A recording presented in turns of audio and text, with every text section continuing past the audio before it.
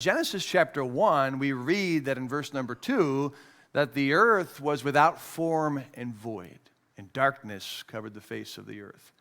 But the earth, as Jesus began to create it, did not have shape. It did not have contour. It did not have its form. And so what Jesus would do then over the next 6 days of creation is he would give the world shape. He would give the world form. He would give the world contour. He would give the world color. He would give the world creature.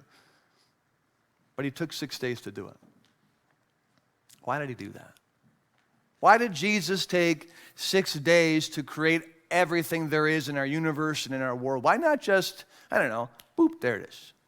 Because he had that power. If he's God, you can create anything at any point, in any way, as fast or as slow as you want. He chose to take 6 days, and they indeed were 6 full days, because on each of those days, he took his time. Think of day number 6 in particular. On day number 6, he creates all the animals, the land animals, the fowl of the air and the fish of the sea had already been created. But on day number 6, he introduces animals on the land. And probably 2 by 2, he created them, but maybe one at a time. But he creates all of them. And then he creates his masterpiece. That would be man. He would breathe into his nostrils the breath of life, and Adam would become a living soul. And then he puts Adam in the garden. He has all the animals come to Adam, and Adam names them one by one, somehow, some way. That was a fast day to get all this in. But he wants Adam to be alone for a little bit too, because he doesn't want to create Eve just yet. He wanted to create a need for Eve. So all this takes place on day number 6, and finally he has Adam fall asleep and takes out his rib, creates Eve, brings Eve to Adam, has this wedding ceremony, and that's pretty much day number 6. But why do all that? Why not just in an instant? Why not just in the beginning, God made it all here, like that, just like that? That would make for great thematics. Just boom, there it is, and everything's together, and he didn't. He didn't, which tells us there's something about Jesus Christ, whom we're studying, who we're trying to figure out, who we're trying to wrap our heads around. There's something about Jesus that likes to take something without shape, without form, and give it shape and make it what it is. There's something about Jesus in his nature, in his divine DNA, that likes to take nothing and make something. That's just who he is. And that's who he still is, because he is the same yesterday, today, and forever. He just likes to slowly, systematically make it into something that is full of shape and color. If Jesus cooks, and I don't know if he does, I would doubt it. We know he makes water into wine. He does that pretty quick. But if he was into cooking, he's not a microwave guy. He's a slow cooker. He's a crock pot guy. Those of you who like to smoke meat, that's the way Jesus rolls. He likes to give it time. He likes to perfect it, to refine it. That's what Jesus is. Jesus is a refiner. And today we're going to talk about Jesus the refiner. Now, it's perhaps one of the more uncomfortable elements of Christ if you look at it from the perspective of pain or the perspective of inconvenience or discomfort. But if you look at this side of Jesus from perhaps the song we just played, what a friend we have in Jesus. If you look at the refining qualities of Christ, the refining tendency of Jesus from the perspective of he wants to help make you, help make me, help make us into something that has better form, better shape. Because all of us, whether we want to admit it or not, we're pretty shapeless at times. We have a lot of work, a lot of edges that need to be formed, a lot of contour that needs to be perfected and refined. And he's in the business of doing that. But how he does it is not always the easiest thing for us. Mark chapter 6, if we get through it today, and I think I might have to speak a little faster to do it, I'm going to give you 3 things that Jesus does for his disciples who needed refining that don't encompass everything that he does to refine people. It isn't an exhaustive list of how Jesus refines people, but it certainly is an example of what he will do and what he is likely to do in our lives at some point.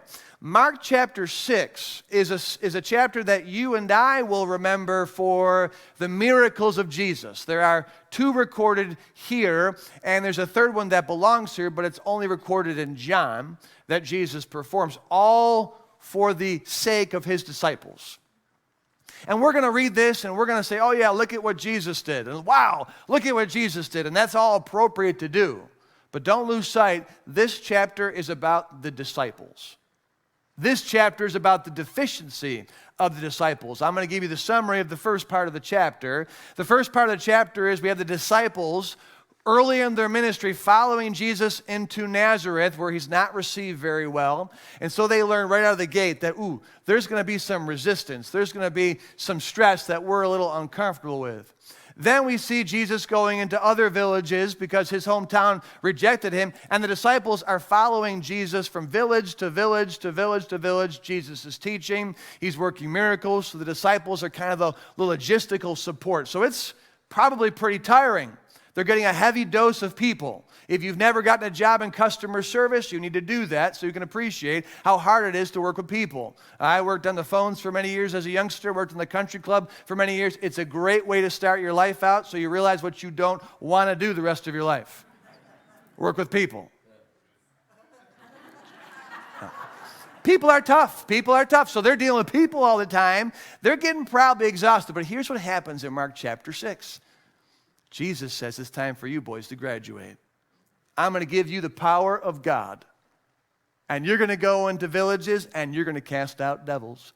You're going to heal people and you're going to preach repentance because our ministry together, boys, it's expanding. I need you to have what I have. And so he gives them this power and they go and disperse and they go into villages on their own and they cast out devils and they heal people and they're preaching repentance and they're getting a lot of results and they're now desired. They're now coveted.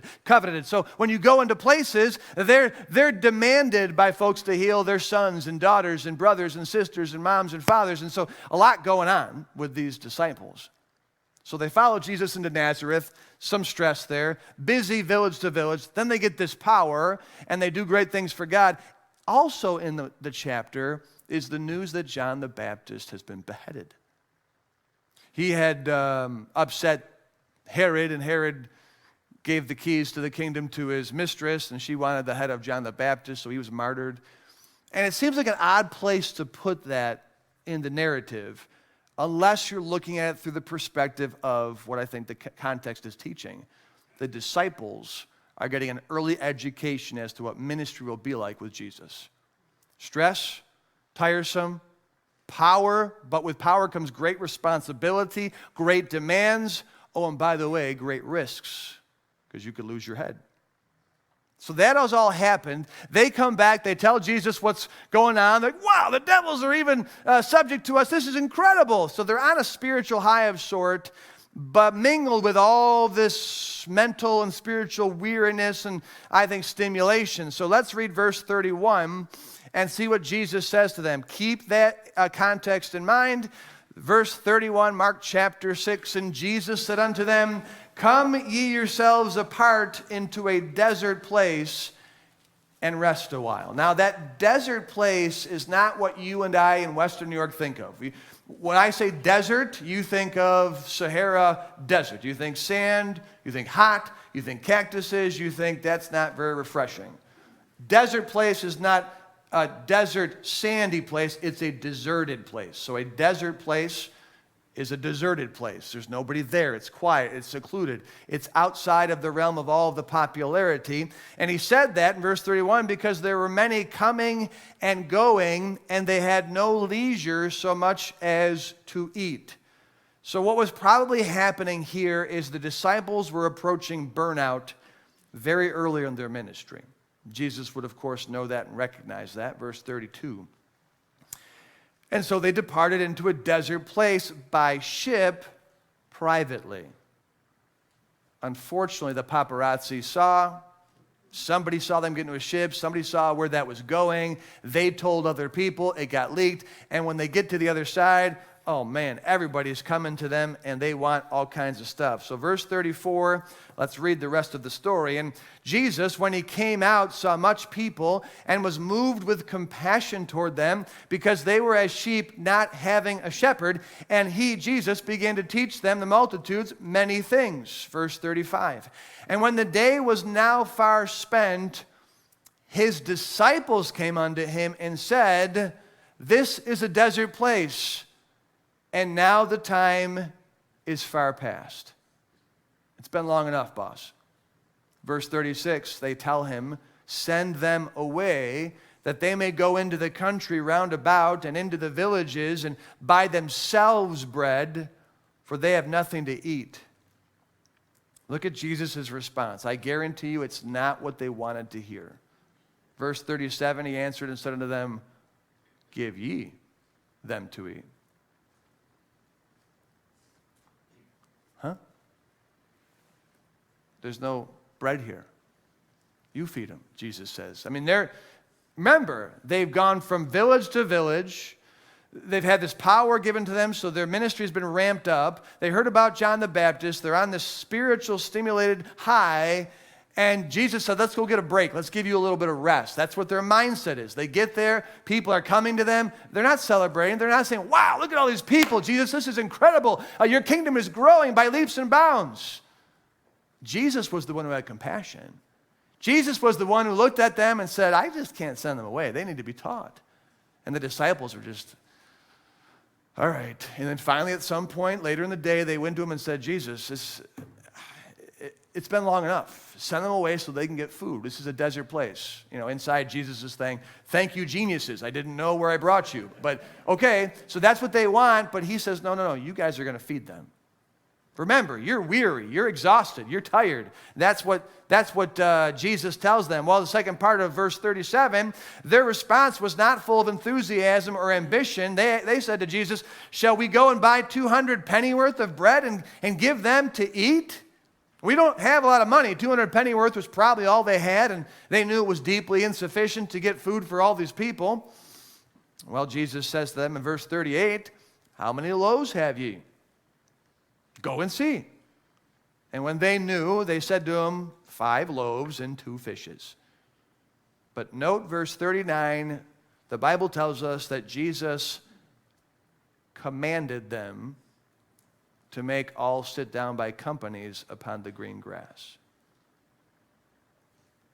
He didn't tell them to go organize the multitudes. He didn't suggest that. He didn't ask them. He didn't counsel them to do that. The Bible says he commanded them. Commanding means there's some authority there. There is a, you better do this or else. There is an element of, there is no discussing this. Go do that. So you can tell there is some friction developing between the exhausted and weary disciples and Jesus himself. He's telling them to go set them all down. So 12 men, they go around and make thousands of people sit down in ranks. Now, we're just going to stop there and ask ourselves, how difficult would that be?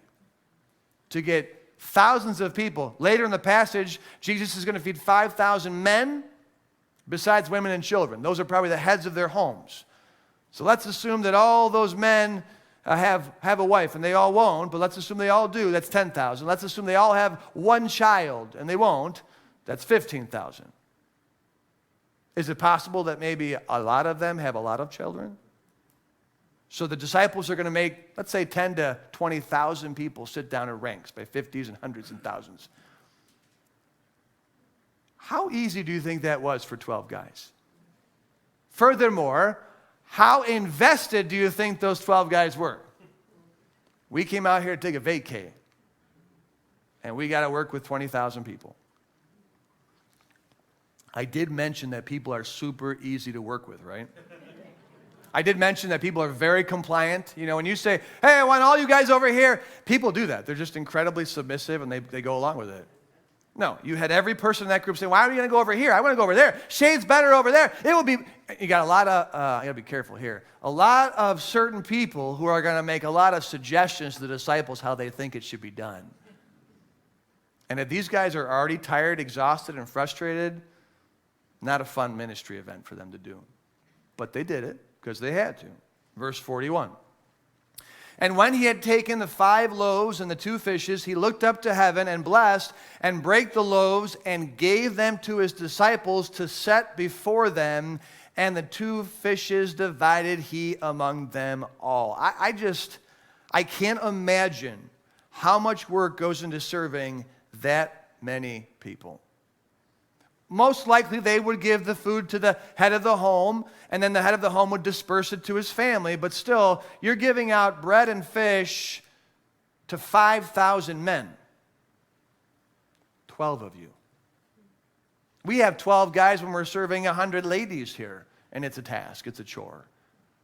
12 guys, oh, by the way, who are tired, who are weary, who came out here expecting to get a little bit of a break from people, who had already suggested to Jesus, send them away so they can go get their own bread. Now, we're doing it. You think they're in a great place? I don't think they are at all. And I think that's what all these details are for. Now, we like to focus on the miracle of Jesus to the multitudes here, and rightfully so. But I think the context is teaching us that we need to focus on the ministry of Jesus to his own disciples. They needed to be refined. They needed to be perfected. They needed to be formed at this point early in the ministry. They were getting frustrated. We're not going to have time to do all three of them, but we'll do at least number one. Number one, I want you to see, at least in this chapter, that Jesus would lead his disciples intentionally to a desert place where he had every intention to extract their frustration, their tendency to get frustrated. The disciples wouldn't have thought that they were in need of any refining. They were on some levels on cloud nine because of all of this power they recently received and casting out devils and healing people and having folks respond to their preaching. They were thinking things were going great. They thought they were just fine. No obvious flaws or imperfections that needed to be addressed, yet Jesus knew what they didn't know. Jesus saw what they didn't see. He saw how quickly they would become frustrated. He saw how easily they would become aggravated with both people and even Jesus. Before they got into the ship, they weren't frustrated with people and they weren't aggravated with Jesus. But when they got to the desert place and all the multitudes came, it was that desert place that really brought out the frustration in the disciples. They needed to be refined because it was going to be a long 3 years with Jesus. It was going to be people, and a lot more people. And when they were done with a lot more people, it was going to be more people. So Jesus early on had to teach them a lesson and encourage them to deal with their frustration. Did you know Jesus was divinely armed with foreknowledge? When he said to the boys, come on guys, get in the ship. Let's go over to Paradise Desert Place. We'll rest a while. Do you think Jesus was surprised when he got there and saw all the people? Or is it possible he knew exactly where he was leading them? Was he alarmed? Like, guys, I planned this great vacation, but the church just keeps following us everywhere we go. I'm so sorry about that. I didn't see that coming. No, he knew exactly what was happening. He knew that they would be there. He knew that they were coming. And it was in that desert place where they would be intentionally confronted with their humanity, with their flaws, the idea and truth that they could get easily exhausted by people, by ministry. It was in that desert place where they learned that the ministry is not always easy and it's not always fun. And it was in that desert place that they began to experience frustration with their master. I want you to take my word for it till next week. But I'm going to show you a verse that will prove that these guys were not happy with Jesus at this point. And how successful could they be if they got easily frustrated with Jesus at this point in their ministry? Yeah, well, Jesus provoked them. No, he just put them in the position to reveal them. Jesus is very good at refining us. He just has to put us in a particular place, and our imperfections will naturally rise to the surface. When they are armed with the mindset of relaxation, some R&R, when they're armed with the mindset of they can chill out for a while, all you got to do is bring people into the life, and you'll find out they're not very, very compassionate people. They're not very loving people. They're not very kind people. They're not very selfless people. They got frustrated too quick, too easy when Jesus had nothing but compassion for the people. What would happen in this desert place I think was for the disciples, not for the people. This would be a place of miraculous provision. Jesus brought them here intentionally and told them to feed the multitudes, knowing they had no store to purchase bread, knowing they had no money to use to purchase bread, knowing there was no restaurant nearby that could cater the event. Jesus brought them out to a place that they could not provide, and yet he told them to do the job. They were all frustrated because they couldn't do it. And Jesus is like, I know, guys. Watch this. And he takes a loaf and puts it in the basket. Takes a loaf and this loaf in his left hand, and I'm using some liberties here, but this loaf in his left hand is not going away. It's just multiplying as he keeps putting all this bread in their baskets and all of the fish in their baskets. And those guys were just sitting there, and they should have been, they are not, I'll explain this next week, they should have been amazed at this concept that they had not yet learned, that you're asking us to do something we can't do to teach us that you're not asking us to do what we can't do. You're just asking us to do what we can do. I said to feed all 5,000, and you got all worked up in a tizzy because I can't do that, and we shouldn't have to do that. And Jesus all the time is saying, I'm going to ask you to do things that are going to frustrate you because you're going to think about you. I'm going to provide for you the labor, the materials, the cost, the energy. I'm going to give you everything you need to get the job done so you don't get frustrated in the future. The miracle of the loaves was for the disciples. These people who were getting fed, they didn't need to be there. Jesus could have sent them away, but he fed them for the sake of his disciples. Why does God lead us into the desert place at times in our lives? To expose and extract how easily we get frustrated, thinking everything is on our shoulders and that we have to do everything, when really he wants to provide in a place that only he can provide in. Let me just use a personal illustration. And I will say this, it's tough being the preacher because God has to show you these lessons before you teach them. And this past week was one of those lessons. It is easy in ministry, and this is just me being transparent. I'm not looking for any type of pity, so please don't feel bad for me, but it's easy in ministry to feel like everything is on your shoulders. It's just easy when you have a lot to do to think, well, I can't bother so-and-so or so-and-so because they have a full-time job and they have a full-time job, or they already have ministries to do and they have a lot on their plate, and so I'll just do it. It's part of my job. I'm called to be here and do these things, and God's equipped me to do this and that, and so it's easy to begin to get overwhelmed thinking, wow, there's a lot to do and a lot going on, and you're getting pulled in different places, and that would be called the ministry desert place, where you feel like God is asking you to do something you cannot do, and you find out very quickly in those moments that you're not as sweet as you think you are, you're not as gracious as you think you are, you're not as content as you want to be. You find out, boy, you easily get aggravated, frustrated with people and even with God. It sounds a lot like this story. But it's in those moments that you have to look in the mirror and say, what's wrong with you? Why aren't you serving the Lord with joy? Because God is revealing who you are and refining how you think. Well, it was this past Friday, actually, that we had 40 8-foot tables coming for the pavilion, and I had this grand idea that I'm not going to bother anybody to come help me. I don't know when the freight will show up. It's business hours. People have real lives and jobs too, and so I'll just get them off the truck. It's not a big deal. I mean, I moved tables around here a lot, 6-foot tables. I found out 2 feet is a lot, by the way. So they call me, the freight company calls me Friday morning, and they say, all right, we're on our way. Do you got someone to help you?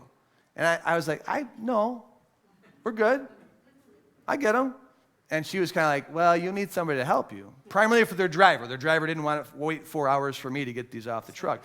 It wasn't a lift gate, so it was up in the high semi. So I said, actually, yeah, I've got a deacon here. Deacon Steve Williamson just happened to be here that morning doing some work in the back. He was not planning on being here. Were you, Steve? Were you not planning on being here? He was not planning on being here that morning. So when he came, I said, well, this will be convenient. Steve, can you help me? Now, he doesn't have a great back either, so we're a little gimpy over there. But who do we see walking up the driveway to the pavilion? None other than Deacon Robert Geiser. Now, this man has a real job. I question how much work there is. He's an engineer, so it's one of those jobs, but he has a real job. And it's, I don't know, I think it was 11 o'clock in the morning or so, and Bobby Geiser, my man Bobby's walking back up, and I go, what are you doing, Bobby? He says, well, funny thing is, I had to take a day off of work. I said, well, what happened? And he told me he left his phone at home and needed it to get into his computer because of verification stuff. I won't bore you with the details. Nonetheless, he was not planning on taking the day off. Were you, Bobby? He was not. What shows up but 15 minutes after Bobby shows up is the semi-truck. Backs up, boop, boop, boop, back there. The truck driver opens the gate, and I looked there and I thought, what was I thinking? I mean, it took us 20 minutes, the three of us, with the help of the driver, to get these 8-foot tables off the truck and into the shed back there. And it was in that moment that truly God kind of whacked me back behind my head and just said, I will provide the help. Friday night. When God teaches lessons, you have to have your eyes open. He typically does things in 2s or 3s. Friday night, I needed some assistance because I had a couple of people who needed some things done on their properties, and I just couldn't do both of them. I really couldn't have done any of them, frankly, with the way the week was, and so fortunately, my son stepped up to the plate, and he took care of the one property. It was a blessing. Usually he's working or has sports, but he was available, and I was really grateful for that. The other property I went to and began this project, and about a third of the way in, I just kind of said to myself, what are you doing? You can't do this by yourself. It's going to take too long. You don't have the time or even the energy to do it. And it wasn't literally, but 5 minutes later, a minivan pulls into the driveway where I was, and this couple gets out and says, what are you doing? And I said, things I shouldn't be doing. And they said, well, we're not doing anything. And they got the tools out, and they got their muscles out, and they helped get the job done, and they were not planning on being there that night. Now, you might think that's coincidence or not that relevant or not that important, but I know God's speaking to me in my desert place of frustration and aggravation. God said to me, now stop it. Because for the rest of your life, you're going to have to work and work hard, and you're going to feel you're overwhelmed. But I will provide the people. That is God taking some shapeless fool who's without form and void, and just day one, hour one, molding and making me as he wants me to be. God refines us, but he does it by leading us into places that we typically don't want to go into. This is the desert place. This is the first of 3 places that Jesus is going to take his disciples in Mark chapter 6. And in each place, he is going to extract an imperfection, extract a flaw, extract something that will keep the disciples from being successful long term. And by the time he's done with his disciples, he's going to make them into something beautiful. Ephesians chapter 2, I think verse number 10 says that we are his workmanship, created unto Christ Jesus, or created by Christ Jesus unto good works. We are a work in process. He built the whole world in 6 days. Slowly and systematically. He's going to take a lifetime with each of us to slowly and systematically build us and refine us. Sometimes it's a desert place. Now, we create our own desert places sometimes. We put too much on our shoulders sometimes.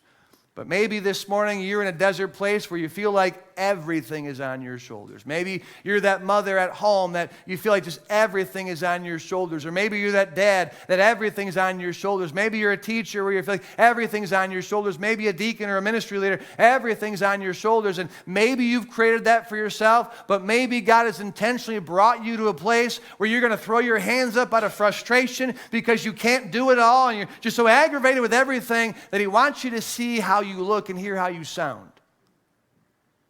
And it's in that moment that he wants to provide for you the help, the resources, or whatever it may be for you to get the job done so that you walk away learning an important lesson that will take you through the rest of your life. And that is this: God will never ask of you something you cannot do. He's only asking us to do what we can do. It's up to him to provide the loaves and the fish. And once you realize he can do that, doesn't matter how overwhelming the world seems. God's going to provide the energy or the time or the success or the help or the labor to get the job done. The ministry should be done with joy. Boys, put a smile on your face. Show the people you're happy to be with me. Show the people you're happy to serve with me. Guys, you're just handing out bread. You're just handing out fish. Not a tough job. You should be excited about that. Would you rather be down on the boat fishing? Would you rather be taking taxes for Rome? Would you rather be doing what you were doing? What you're doing, gentlemen, is an absolute privilege to serve next to the Son of God. Oh, but we lose the joy when we get overwhelmed. I hear it all the time here. Oh, I'm just too busy. I'm overwhelmed. What happens when we get overwhelmed and busy and pulled here and there? We stop doing what we do for the glory of God. We start doing it just to get it off of our list. And there's just no joy in serving God that way. So God needs to refine us. Who wants to spend their life doing things just to do it? Worship shouldn't be done just to do it. Bible reading shouldn't be done just to do it. Soul winning shouldn't be done just to do it. Serving others shouldn't be done just to do it. You hear me? Yes, sir. We should be doing what we're doing because it's an absolute privilege to serve God. You could be down at that dock mending nets pre-Christ, or you can be taking fish from the hand of Christ and giving it to somebody else. Where would you rather be? Now get a smile on your face, gentlemen. I will take care of you. You just do what I ask you to do. It'll never be too much. He talked earlier about coming to me, all you that labor and are heavy laden. My yoke is easy. I'll provide for you. I'll provide for you. That's the desert place, a place of provision. Let's stand and have a word of prayer.